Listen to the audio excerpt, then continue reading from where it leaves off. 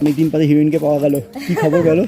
হ্যাঁ অনেক দিন লাস্ট মনে হয় তোমার ওই কোথায় দেখা গেছে মনে নেই। হ্যাঁ ফেলু বক্সির ট্রেলার, হ্যাঁ হ্যাঁ হ্যাঁ হ্যাঁ, ওই সময়। তারপর থেকে আমি তো ছিলামও না, অনেকদিন ছিলাম না। ঘুরতে যাওয়ার প্রচুর ছবি দেখেছি, মানে বরফ নিয়ে খেলা হচ্ছে অনেক তা আমাদেরও তো একটু ঘুরতে টুরতে একদম, ইচ্ছে করে না, definitely, বলো? এত definitely. কাজ করার সাথে সাথে একটু মাঝে মাঝে তো রিফ্রেশমেন্টেরও দরকার হয়।